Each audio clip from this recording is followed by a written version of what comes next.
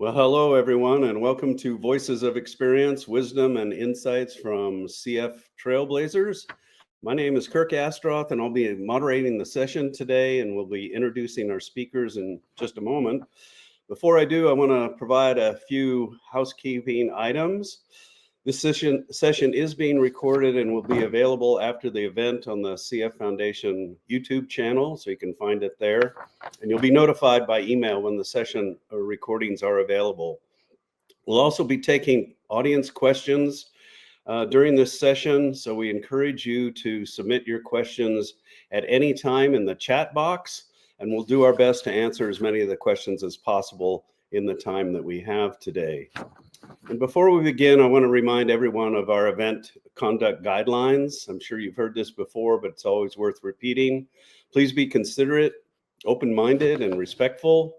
We ask that you do not use malicious or offensive speech, and do not ask for or give medical advice to others.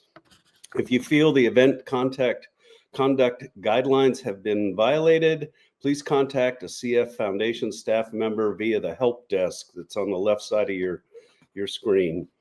We also have counselors on call today, so if at any point you feel overwhelmed by the conversation, you can visit the help desk and request to connect with a counselor. Before I introduce our amazing panel today, I want to tell you a little bit about me. I was born before there even was a CF Foundation, and like many of you, growing up, I was a sickly kid. I had scarlet fever, rheumatic fever, numerous bouts of pneumonia. I missed a whole year of school, and I had a fifth grade teacher who complained to my parents about my constant coughing. No one knew what was going on for me. They thought it was allergies, but eventually the doctors just decided that I had chronic bronchitis. I went about my life as anyone would. In fact, I fought fires for the U.S. Forest Service for 8 years on a helicopter crew. I never knew that I should have been concerned about my lungs. I was not diagnosed with CF until age 42 by a doctor in Montana who suspected that my infertility was related to having CF. Subsequently, he sent me for a sweat test, whereupon the nurse came out and said, "Oh my gosh, your score is 108. And I said, "Well, what does that mean?" And she said, "It means you should be dead. You need to go see your doctor immediately." I was scared and had no idea what this really meant for me, but it explained why I had experienced so many bouts of pneumonia and poor health and lung issues as a child. My doctor said that my active lifestyle was probably what kept me going all this time. I was an active backcountry skier, backpacker, hiker, and mountain biker, and I was pursuing a goal at the time to climb the highest point in all 50 states. As a result of finding out about my infertility, my wife and I adopted a baby girl from China, and for years I was told nothing could be done for me. But after moving to Tucson, Arizona, where I currently live, in 2008, I found out by sheer happenstance about a CF care center here in 2012, which has been a life changer for me.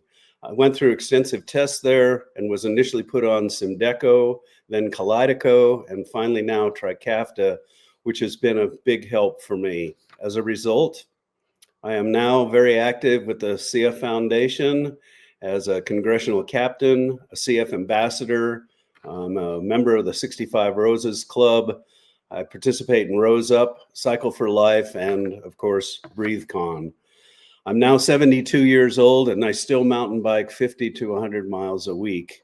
So that's enough about me. Now let's get started. Each of our speakers today will give a brief introduction before we dive into our conversation today. And first, I'd like to introduce you to Marcia Freeman. Marcia, can you tell us a little bit more about yourself? Yeah, hi everybody. My name is Marcia Freeman. I'm 52 years old and I have known that I've had CF all of my life. My CF history includes having CFRD, sinus issues, 2 double lung transplants, and most recently colon issues. My personal background is that I grew up in a small town in southern Kansas and now I live in St. Louis, Missouri. I have degrees in both finance and data sciences with a couple decades of work experience in corporate finance. Currently, I work part-time doing financials for a small company. I've been married for a little over 22 years to my husband, Dave. We have 2 kids, both age 19, who graduated from high school last spring. And one of them is now away at college, and the other one is working full time and living with friends in an apartment. So, being empty nesters is a brand new stage in our lives. And I like to tell everybody that I'm trying to figure out what I want to do now that our kids are grown up. I'm looking forward to sharing more of my story with all of you today. Thanks, Kirk. You bet. Thank you, Marcia. Next up is Ed Kanda. Ed, let's hear your story. Thanks, Kirk and Marcia. I'm 70 years old. I live with my wife, Hija, and I'm a professor emeritus in social work at the University of Kansas. I retired about 5 years ago, but remain active in my field and active in service for the CF community. I'd like to introduce myself further by mentioning a few pivotal times in life. I was diagnosed with CF at age 18. I grew up with various sinus and respiratory problems and frequent bouts of illness that were not treated correctly. But fortunately, I've been with wonderful CF care teams ever since diagnosis. When I graduated from college with a BA in anthropology, I was fortunate to have been selected for a fellowship to study East Asian philosophy at a university in Seoul, Korea. Going there was risky as a person with chronic illness, but with advice from my physician, careful medical preparations, and a wonderful support system in Seoul, that turned out to be an amazing, life-changing decision. It led to my marriage to Hija, to lifelong cross-cultural friendships, and to a career in social work, exploring ways that culturally diverse forms of spirituality can help people cope and thrive in dealing with adversities. My older brother, Tom, died from CF when he was 41 and I was 36. We were very close and had many common interests.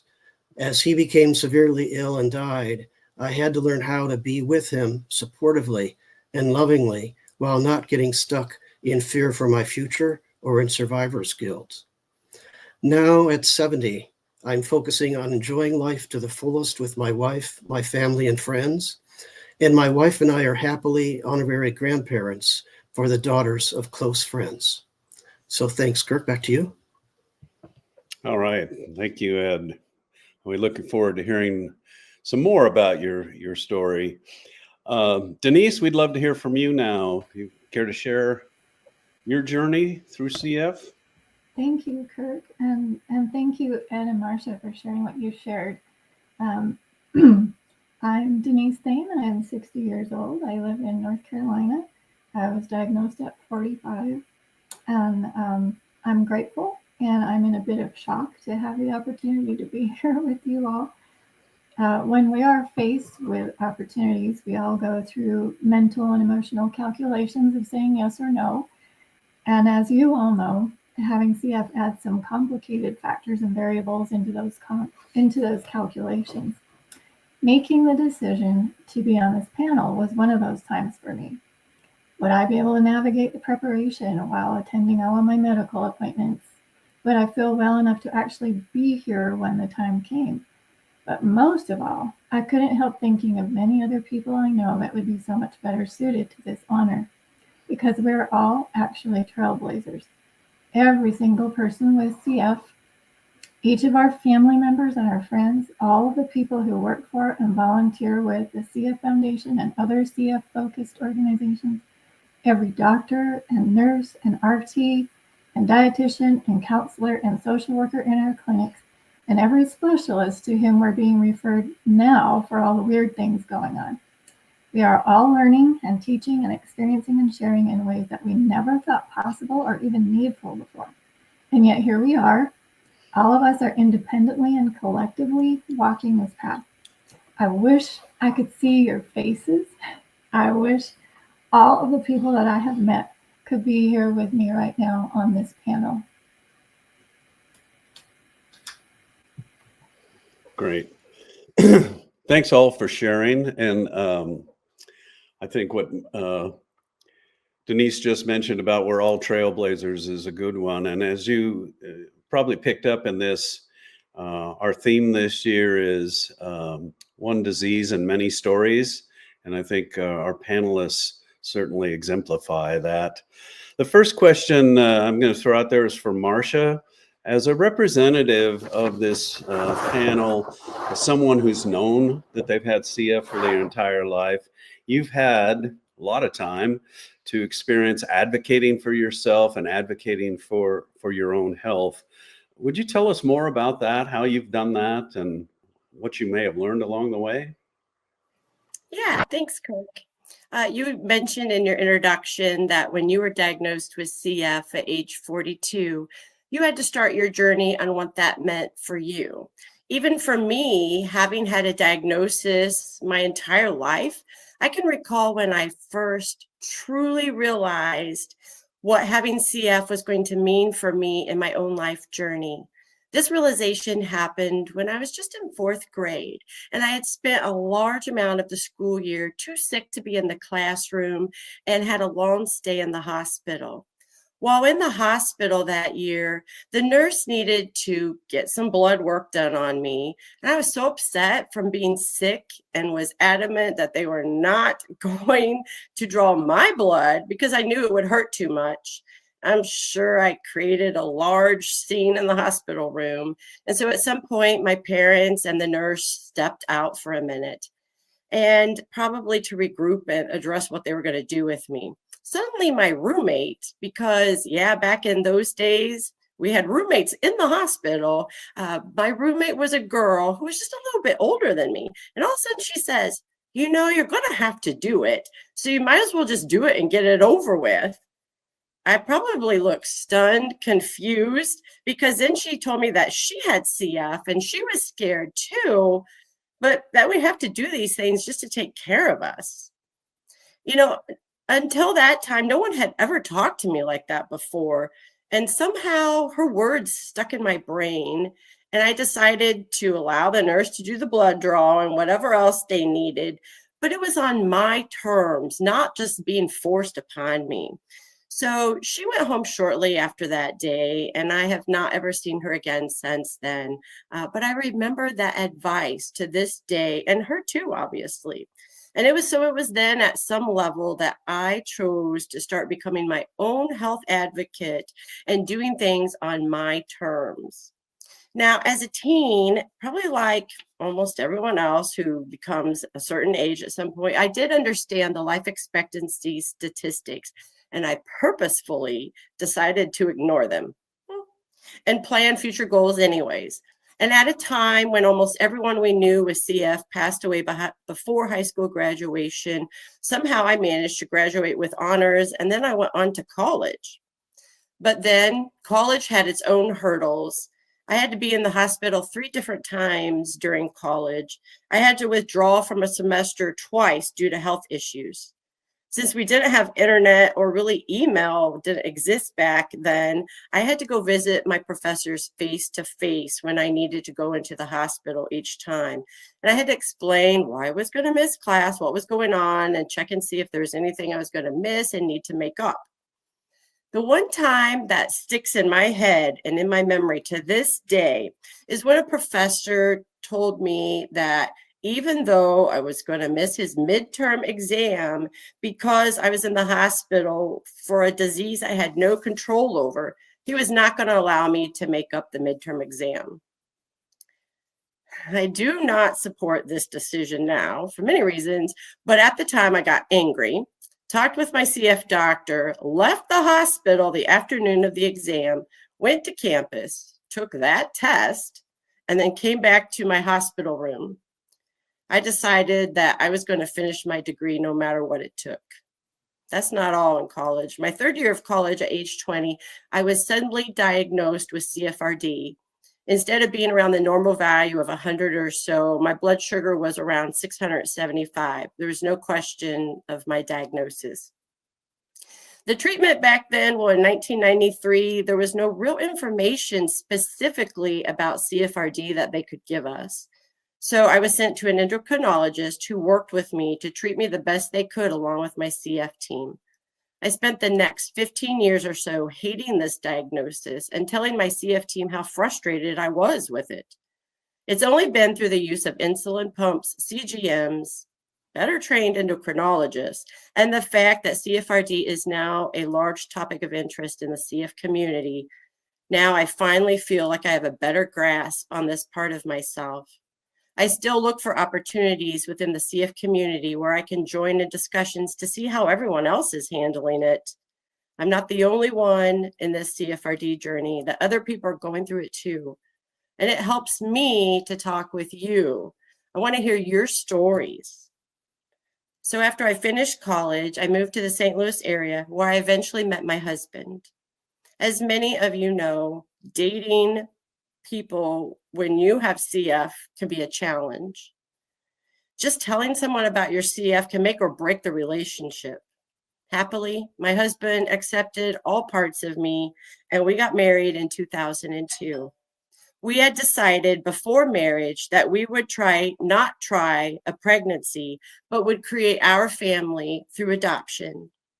We were able to bring home our two most beautiful children in 2007. In 2009, I was working full-time and raising our two kids when my health began to decline drastically due to multiple reasons. My lung function had been falling, and I ended up with double pneumonia and a long, hard trip to the hospital in 2011. I went home after that on supplemental oxygen 24/7, and I had to leave my job. I was really struggling. One of my closest friends at the time said to me, "Marcia, we just have to find a way for you to live within this new normal. You can still do all the things that you want to do. You just have to make some adjustments on how you're going to get there." She was right.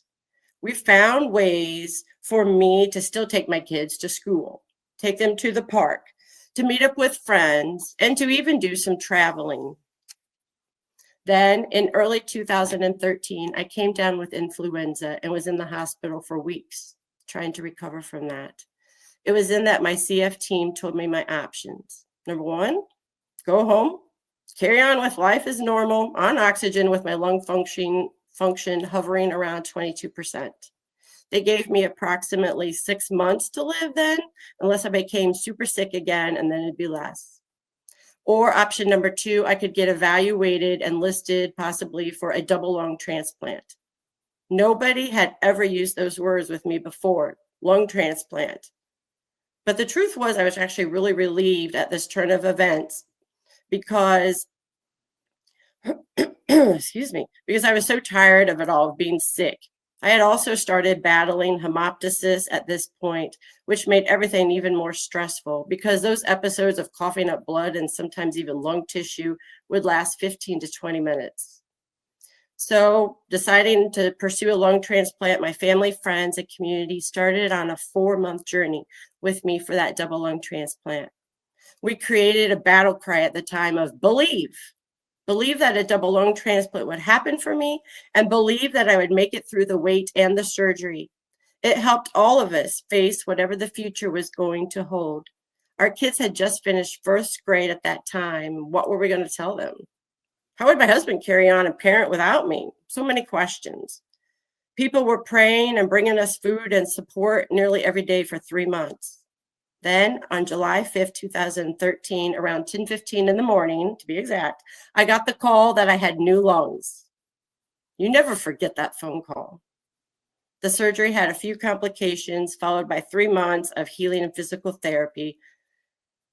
It was so amazing. That first real breath, I had never, ever breathed that good before in my entire life.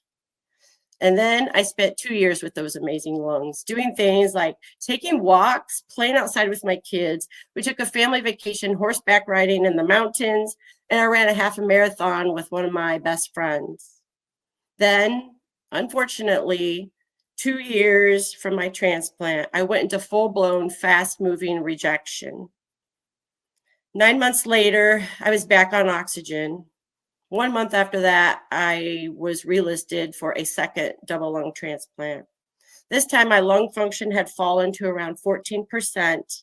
I was stuck at home on an AVAPS machine to help me breathe. This time, my motto changed and became, instead of believe, but a Bible verse, Joshua 1, verse 9. Do not be afraid, for the Lord your God is with you. When you're stuck at home on a breathing machine and mostly unable to care for yourself, it is a lonely, desperate time. You have to rely on your family and friends to be your advocates and caregivers because you can no longer do so. If you ever have, or you're currently going through such a lonely, desperate time like that yourself, please know that even without knowing your name, I am thinking of you. Fortunately for me, as you can tell, this story has a happy ending. On June 4th, 2016, around 10:45 p.m., less than 1 year since I went into rejection, I got the call for my second double lung transplant. That was 8.5 years ago. I've been able to accomplish many dreams, including watching our children graduate from high school last spring and moving on to the next journeys in life. I also turned 50 years old, which was a dream I didn't realize I had until it happened. One thing I do now as well is volunteer with our regional organ transplant center, where I go out into the community and talk with classes of high school and college age kids about the struggle of having end stage CF and the impact that organ donation has made on my life. Around about 25% of the time, these kids know someone else with CF and can relate to that story. It helps give me a feeling of purpose to support awareness for both CF and organ transplant. Thank you for letting me share my story with you today. So, Kirk, it's back to you. Wow. Your story is incredible. And there's so many parts of that that I think that there's lots of people who are listening in who can probably relate to many parts of your story, and also heard some things from you that they can take away with them as positive life lessons. The advocacy part, where it's not just a personal thing, but it's a community process. That was very powerful. Thank you. The next question is for Ed. Ed, you mentioned a few key turning points in your life that you've experienced. Can you say a little bit more about some of the lessons that you've learned from those key milestones? Yeah, sure. I'd be glad to. So one lesson is to plan for the worst, but strive for the best and gracefully be with what actually is. So for example, when I went to Korea for the first time at the age of 21, I took on a huge challenge and risk. How could I maintain my medications and therapies? What would happen if I must be hospitalized in a country where CF was barely heard of at the time? So planning for the worst, I brought more than a year's supply of medications. I prepared how to do respiratory clearance on my own. I made sure that there were people available who could help me deal with any crises, including hospitalization, which did happen, or emergency evacuation, which didn't happen. This allowed me to strive for the best in my studies and in many excursions to beautiful and inspiring places, and in experiences with Korean culture, arts, and religions, which boosted my health and energy greatly. Once my future wife and I decided to marry, we made careful plans for how to come to the US and develop a life together. Throughout fantastic adventures and frightening disasters of my 14 months there, I cherished every moment as an amazing opportunity. That truly enhanced my life in every way ever since. A second lesson is not to let negative assumptions or stereotypes control me. If I had let doom and gloom expectations and stereotypes about CF dominate, I would never have gone to Korea or embarked on extensive graduate education. Getting unstuck from self-defeating thinking was not easy. I mentioned that my older brother was very sick from CF and that I had my own serious illnesses and emergencies. When my brother died, I had to get unstuck from assuming my future would be the same. His death and my own acute sense of mortality since childhood fueled my commitment to make the most of my life and career and not to waste any time along the way. For example, I transformed any sense of survivor's guilt into survivor's responsibility. I strengthened my commitment to continue a career that would support people's efforts to survive, cope, and thrive through adversity. Now at 70, looking back, I realized that my sense of satisfaction results in part because I had determined from an early age that whether my life would be long or short, I would make it deep with meaning and with loving relationships. Fortunately, I had planned carefully for retirement, and unexpectedly, Trikafta has brought great improvement for my health. So I'm considering how I can make the most of my later years to leave a legacy. In other words, how can I leave the world a little better for my having lived in it? Back to you, Kirk. Thanks, Ed, for sharing that. And the thing that I resonate with was how you started when you said plan for the worst, but strive for the best. And I think that's good advice for all of us. Denise, like myself, you've experienced late diagnosis with CF. How did you adjust your life having to change course from what you had imagined once you found out that you were CF positive? Oh, well, thank you, Kirk. Actually, the first part of my answer is what my life was like without knowing that I had CF yet. But there were, I think for me, a lot of big adjustments. Mostly, there's the career and all of those choices, but a lot of it related to relationships, particularly the hope for a committed partner relationship and being a parent. And as I lived with weird symptoms throughout my life that set me apart from other people in ways that I never understood, I began to think that no one would really want to share life with me. Plus, after years of pain, I was finally diagnosed with endometriosis, and that began a series of laparoscopies that barely kept it at bay. So the doctor was clear that infertility was probable. I began to tell myself that I did not want or need any kind of relationship, a partner, or children. And love had a completely different story in mind. Lloyd and I met in high school. We were not high school sweethearts, but somehow along the way we became very good friends.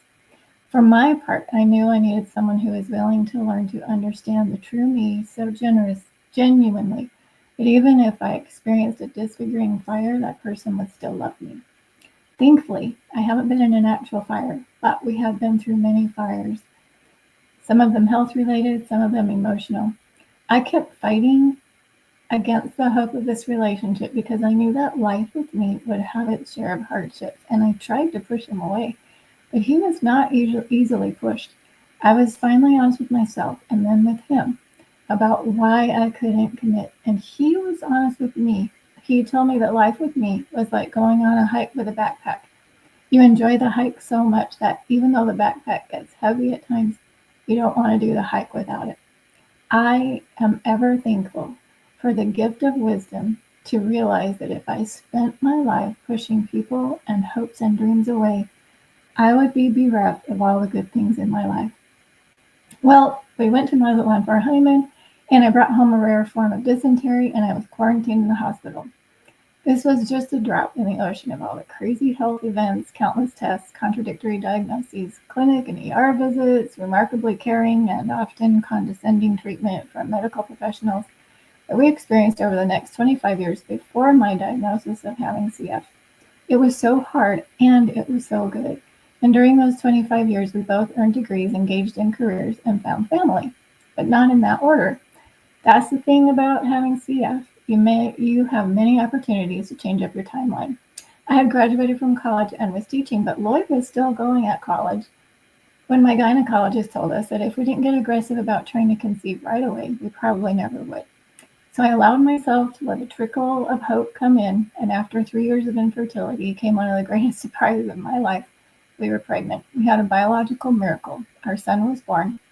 4 years more of infertility led to a complete hysterectomy and ended the hopes for another child.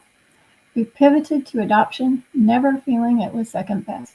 We became a foster family. One of the children we fostered was a 2-year-old who physically beat kicked and bit me every day. My GI issues flared to roaring, and this took so much of a toll on me that a GI doctor said I looked like I had been through Auschwitz. At this juncture, my family sat me down for an intervention and pleaded with me to stop fostering. Sometimes when we push ourselves to extremes to stay in the battle of life and we hold tenaciously to our hopes and dreams, we don't see that the people we love most and who love us most are pushed even further. They're either pushed away from us or they're pushed into a place of hopelessness as they watch us fight a relentless disease with every breath and well beyond every ounce of strength that we can muster. I listened to the good love that came with those hard words and the reality, and I gave up the hope of a big family. I tried to give up the hope for one more child, but it kept springing up through the barren ground. Around 2 years later, another of the greatest surprises of life happened. We had a call out of the blue asking if we'd be willing to do a foster adopt placement, and we said yes. And we said it with our whole hearts because we had learned that with the predictable unpredictabilities of life, sometimes you just have to go for it. Our son was 10 when our daughter came to us at 4 years old, and our adopted miracle happened. And our family found more family through one of the tutors I met at seminary. Now we are honorary grandparents to their daughter. Our other found family includes our Russian daughter, who was an exchange student 16 years ago, and now her husband. I know it all sounds horribly positive thinking-ish, glass half full-ish, and Pollyanna-ish, but it comes with eyes wide open. It comes even with knowing that all the positive thinking in the world doesn't stop bacteria from invading our lungs. A half-full glass doesn't begin to fill the reserves that have been depleted in us, and that there is more to the story of Pollyanna. Pollyanna and her father played the glad game as a method of coping with the real difficulties and sorrows that shape every life. She experienced many losses. Living with chronic illness for all of us has meant losses. One of the lost times in my life occurred when our son was 3. I'd been teaching students in a drug and alcohol lockdown facility when I became exceptionally ill. I was working with an excellent chronic fatigue expert, the other CF. She identified my condition as the most wicked case of mono she had ever seen. Well, the wicked mono led to hepatitis. This 1-2 punch of mono and hepatitis hit me so hard that I had to leave the job I enjoyed. We ended up selling our little home and moving in with my exceptionally supportive and loving mom and stepdad into their littler apartment. It was so hard not to feel like I was failing at being a grown-up to receive this help from my family. And I was so grateful for their kindness and the chance to be restored. For months, all I could do was sit on the couch. I often wondered if I would ever have a life outside of the walls of the apartment again. In that valley of the shadow of darkness, I felt like I added no value to the lives of those I loved or to the world. But my shepherd never left me or forsook me. He comforted and reassured me repeatedly that even if all I could do was just sit on a couch, I was still loved. And even if all I could do was love those around me, that was the greatest value anyone could add to the world. I believe we all have to hold on to the reality of our true value to give love and be loved. I would not have been able to do what I have been able to do if my good shepherd and my good family hadn't poured into me. I am alive because my strong-willed self finally received it.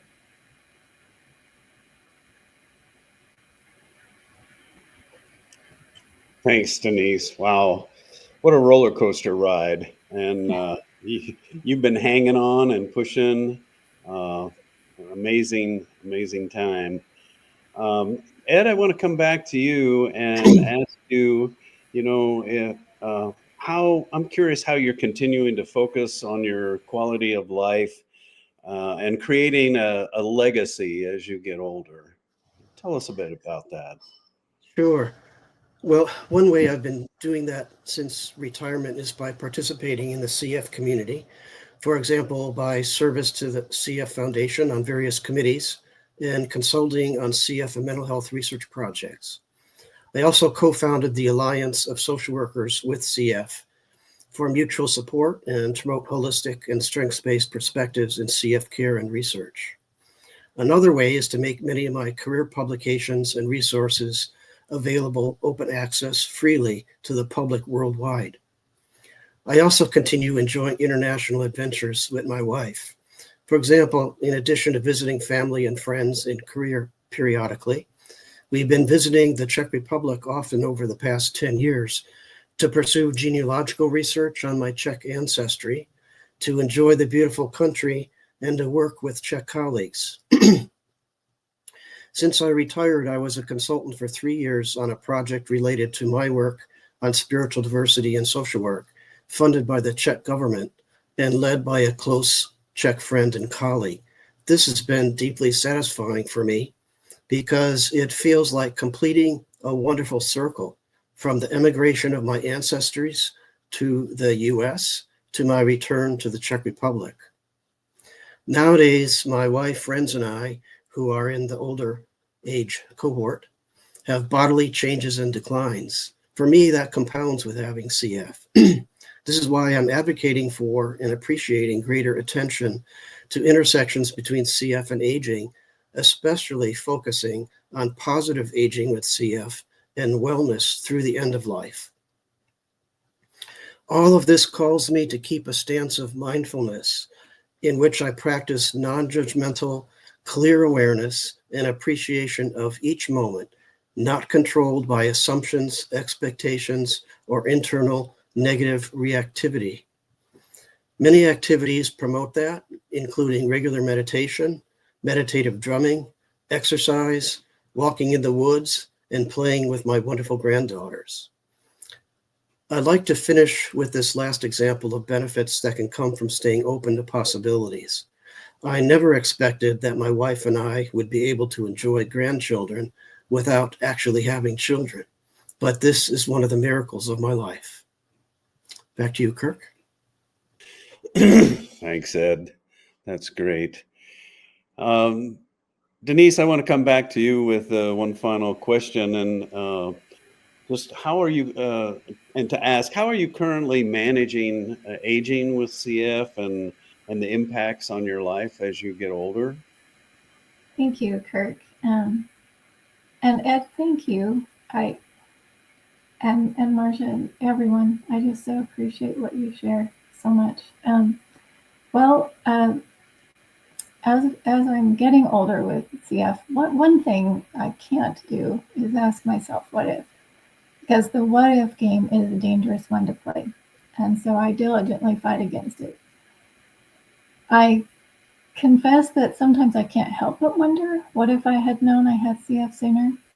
I'm really not sure, but I do know that the diagnosis of CF was really like the sun coming up for a new day, and it spread light where I had only had confusion and shadows. When I was diagnosed at 45, I was plugged into the CF clinic where my life changed drastically. The CF doctor brought me under his wings. I started the healing breathing treatments. The pancreatic enzymes were a mercy. They transformed my everyday world. I still had a limited selection of foods I could tolerate, but the ones I could eat felt less like an attack on my whole GI system. My husband and my family also had support and understanding that was new for them, and we discovered the local CF chapter, went on our first Great Strides walk. I was stunned to find so many people who had dedicated their lives to supporting people with CF. It was a whole new world. Over the years, I've seen different perspectives of the CF community through events like BreatheCon, as a member of the Compass Advisory Board, part of CF Peer Connect, being an advisor for CF Senior Saturdays, and being part of an Aging with CF special interest group. Even after being diagnosed and plugging in, I'll be honest and say that there were times when I felt like an imposter. I was told, even by physicians sometimes, that I didn't have real CF. This in-between world is a commonplace for folks with late diagnosis. This view of real versus non-real often leads to situations that limit the quality of the care that we receive. One GI doctor told me to stop taking enzymes because my mutations didn't cause pancreatic insufficiency, even though the test showed that I had PI. And I bring this up because this happens frequently with people who have late diagnosis. Well, I could have hugged my new CF doctor after we moved and I had to switch from my original doctor when she said, Denise, if it looks like a duck and it walks like a duck, it's a duck. We just haven't caught up with you yet. In 2023, my mutation officially hit the charts. To be sure, there are differences between folks who have an early diagnosis or a late diagnosis, but the more people with CF that I get to know, the more I see that no matter when we're diagnosed, we have some strong commonalities. There's one maxim that I have seen everyone with CF living by, and that has been shared already. Don't let CF limit your hopes and dreams, and do be adaptable if and when CF limits you. We have all learned that CF doesn't bend to the concept of a calendar. It means sometimes you're in the hospital on your birthday or Christmas. And we have all learned that every day can have a minute of Valentine's Day in it. Life with CF means we may take a while to reach our goals. It took me 5 years and making up 3 incompletes to finish my master's degree. We've also all learned that things that fit nicely in those little squares in our planners don't work out so nicely in reality.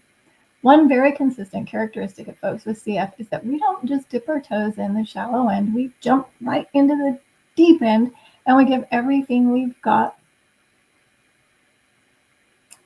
in everything we do. We often make short-term and long-term plans with our very best days in mind, and we minimize the really rough days. We think all of the things we could do, we think of those, and we hope fervently that we actually will be able to do them when the time comes. So when we first moved to NC, North Carolina, I found some really exciting things to be part of. I found myself as a dance coach for local ministry. I was teaching as a home and hospital teacher for CMS, writing middle school curriculum for a green school, and playing drums in a worship team. And then I added an attempt to go for a second master's in seminary, and that was not the smartest thing to do. But I was not really paying attention to the impact that all those overflowing calendar boxes were having on me. And of course, you know what happened next. The crash came, and the stint in the hospital made me rethink life. Again, rethinking the trajectory of our lives is something that we all with CF frequently find necessary.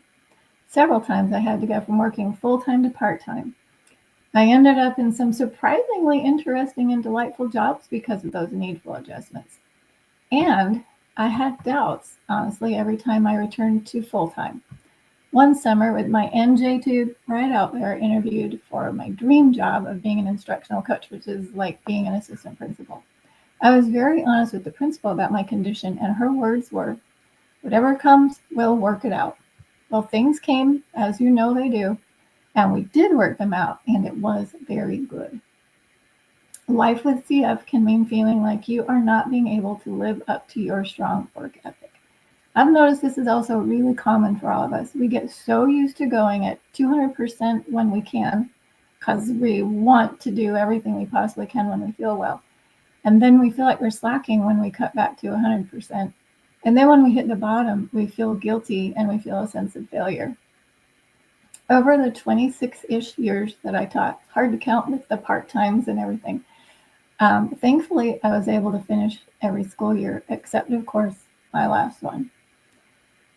I couldn't walk up to my classroom. The pain in my lungs was so great, and my energy was so low because I was right on the verge of actually starving. So I couldn't go anymore. And that was 5 years ago. And you know that photo app that comes up and says, "Hey, remember when?" Well, every once in a while it would come up and show me the pictures of my students, and I could not bear to look at anything from that time because I still felt like I had let everyone down. Last week, in preparation for this and the courage I was gaining from meeting with people, I got brave and I looked. And instead of seeing faces of children that I had felt like I had abandoned, I saw the faces of delight that they had when we were doing a project. And I realized that I did leave them with the joy of learning and the love of science and engineering. All of us, we have to let ourselves feel the feelings and look at the whole picture and put it all in perspective with the bigger picture of this thing called life. I have not been able to go back to the classroom again, at least not this kind of a classroom. I took several years to find a new step on this career path. This year, I started a part-time job as a standardized patient, which is a perfect blend of being in the world of education and putting all of my years of being a patient to great use. I get to help budding medical professionals learn how to be compassionate providers by practicing with me. It's a joy to be able to continue to be part of other people's growth. Life with CF means for all of us that we've learned to hold on to our sense of humor. Whenever my brother tells me that he's sorry that I got all of the bad genes, my response is, yeah, I know, bro. Look at this nose. For May the 4th, I carried a Yoda on my feeding tube backpack for all my students to see. Life with CF means we hold on to our sense of wonder. We have all learned that it is the little things that make life beautiful and good. The new sense of wonder that we've all felt when we've left the confines of our homes or the hospital and we felt that sun on our faces again. Or after weeks of no shower and you feel that trickle of cleansing water come on your skin. I know it's odd, but I actually enjoy having ultrasounds. I don't wish for them, but when I do have one, I watch the screen with amazement and I look for all the things that are actually going right in my body. Aging with CF increasingly means finding ourselves being a professional patient. And we find ourselves in waiting rooms of all sorts of specialists with people the same age as our grandparents. On one hand, it's kind of nice being called sweetie and kiddo, but on the other hand, I am there with people my grandparents' age. I do think that our aging trajectory is different from the norm, which is why I strongly encourage everyone. While we don't want to worry about our weird symptoms, you do want to be aware of them and tell your team and keep telling them until you've had peace about the situation. I finally told my GI doctor about something that I was experiencing, and he said, there's a name for that. It's called dyssynergia, and there's physical therapy for that. And I had no idea. And that has been such a helpful thing for me. I'm glad I told him about the weird symptoms I was experiencing. Another maxim that I've seen folks in the CF community living by is don't always let the doctor's final word be the final word, and do sometimes accept the words you need to hear from your doctor. So I'm going to share one last story, and I think it has elements that exemplify life with CF for all of us. I had been told twice in no uncertain terms that I would never be able to eat again. My wonderfully spunky daughter said, Mom, don't accept that. So every day when I switched the formula bag from the pole to the backpack to head to work, I would eat a tiny ginger cookie, and I would ask my body to remember what it was like to eat. My wonderfully thoughtful son gave me a picture book of Ireland every year for Mother's Day because he knew it was my dearest hope to go there someday. Every year, though, the reality of my limited physical and our financial resources dwindled that hope, and that came like barely a whisper of a hope. But at the end of one particularly challenging and remarkably good year, Lloyd said, honey, I think we just need to go for it. There will never be a perfect time. Well, we talked to my CF doctor and he said, go for it. You might not have another time. The biggest challenge would be to do so with my MJ tube and all that entailed. So with my doctors, we agreed that I would have the tube removed, drink the formula while we were there, and then have the tube replaced when we returned. I was ecstatic and actually a little afraid because this tube had been a lifeline for 6 months. The day before we left, I had the tube pulled, which felt both freeing and frightening. The next day we were in Ireland and I simply could not believe I was there. I tried to drink it all in and I tried to drink the formula, and every time I did, my body rejected it. That is not what I had foreseen at all. But my gracious Creator saw me, and I knelt before him in St. Patrick's Cathedral, and I asked to be able to eat again. And he gave me the ability and the courage to try. And it really did take courage because I hadn't done it for so long. I really didn't know what would happen if I ate again. Were my guts going to explode? I mean, I really wasn't sure. Well, thankfully, we were in Ireland, and the food there is very bland. And as the waiter told us, they know a ting or treat about taters. So my first food was a small plain boiled potato, and it was the best thing I had ever eaten. In my photos, there's a picture of us in a kayak in Dingle Harbor. A picture can speak 1,000 words, but looks can be misleading, if not downright deceiving. In the picture, it looks like we're pretty competent and we actually know what we're doing. Well, when both of us came out of the changing area with our wetsuits on backwards, our guide and our fellow kayakers looked very worried. But Lloyd and I had canoed together, And we had become a strong team through the years of rowing through life together. So while we didn't know exactly what we were doing, we were able to adapt what we had learned to this new situation, which sounds familiar, doesn't it, for all of you? After hovering around us for the first few minutes, our stoic guide finally cracked a tiny smile and left us to go help some other kayakers. When I look at that picture, I'm also reminded of something we have all figured out along the way. The waters in the picture were smooth. And then, right after that picture, we were hit with strong winds that made the water so choppy, even the guide commented on how rough it was. For a moment, I was tempted to feel guilty that we were mostly dependent on Lloyd's strength and that I felt I had little to add. But I was in the front, so I could take the waves first, and I put all that I had into the paddles, and I laughed as we bounced across the rough waves, and I thanked God that I was alive and I was in Ireland. All of us are here today. We are alive, choppy waves and everything. And we're in the front, and we're taking waves for others. And we're putting the energy that we do have into adapting what we have learned to this new season of our lives. Let us all be vulnerable about the hard and the good, and share the real picture of what we are living in ways that bring out the truth about the struggles and the joys. And let us say a calculated yes to as many opportunities as we can to encourage one another in this journey. Please, please don't feel like you're alone in the kayak, because there are many people ready and hoping to get in there with you. Thank you for letting me share. That was rather long. No problem. Boy, wow, what a set of powerful stories full of all kinds of unexpected surprises, other diseases like dysentery that you talked about, Denise. I got a lot out of that, and I'm sure the people listening also got a lot out of it too. In the time remaining, we haven't seen any questions really pop in from those watching, but I would ask each of you, what is one piece of advice you might give to younger people with CF who wonder about what the future holds?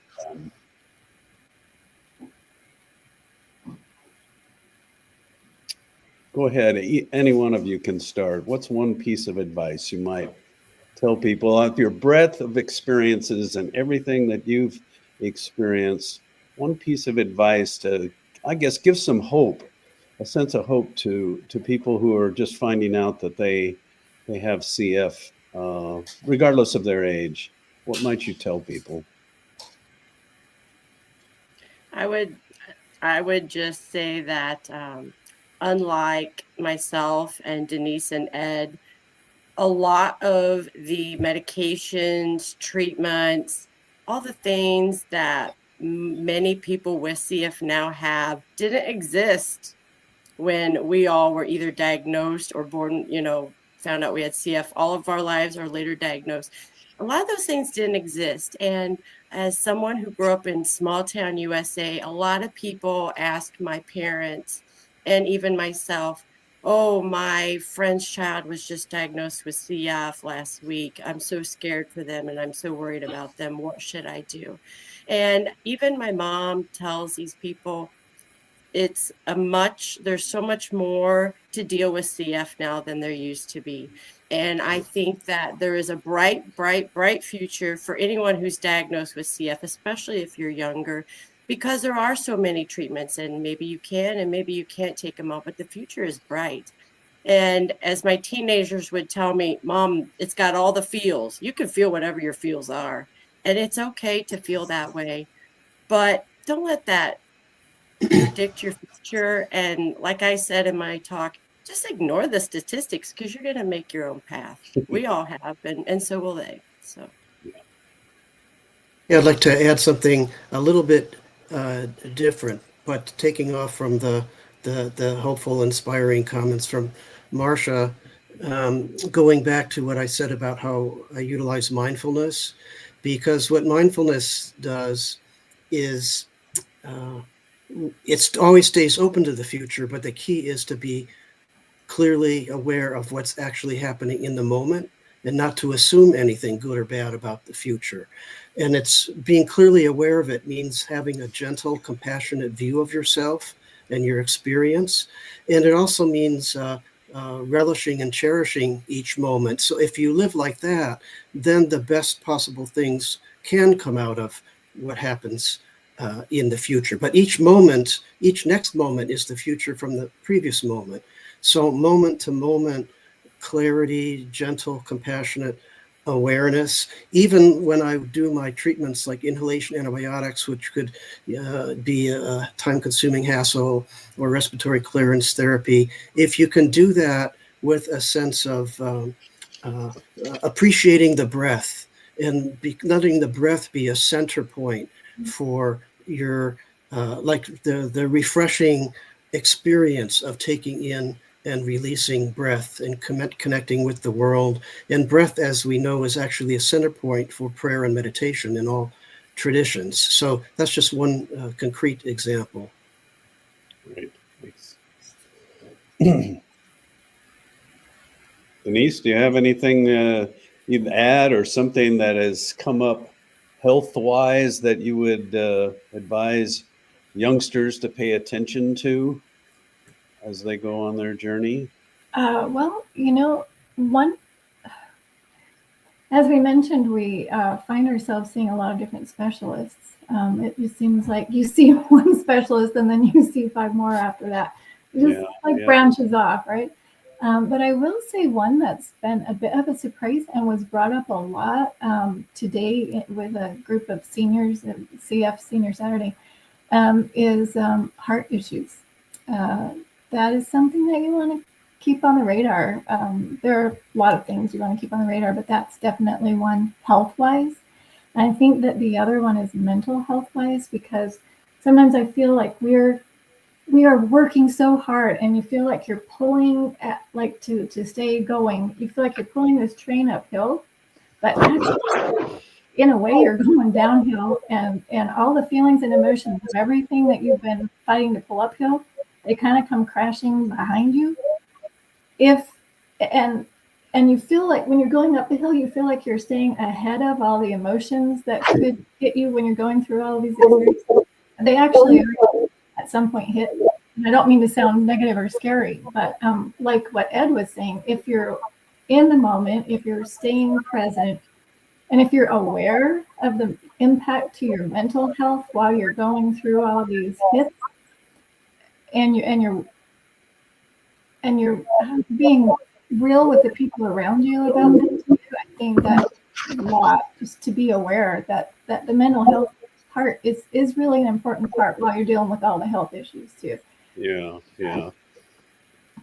We're just about out of time. I do want to thank you all so much for being brave enough to share the details of your individual journeys and the experiences you've had with that.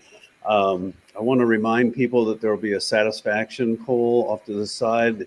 We'd appreciate getting some feedback on what you thought about this session. And our speaker contact information is being provided. So if you have some follow-up questions, you can contact any one of us or all of us. And remember that there's the CF Peer Contact, where you can connect one-on-one with another adult with CF via this web platform. There's lots of people out there who would love to visit with people as yourselves who have lots of experience in navigating the things that life throw at you. And the last slide that we have, the last couple of slides, I think it was Denise who came up with this. We were supposed to share some mantras or some guiding philosophy or things that we kind of use. And so we put those together on a short slide presentation and can share those now with you. It's kind of the things that have kept us going. So thanks very much, everyone, and see you around.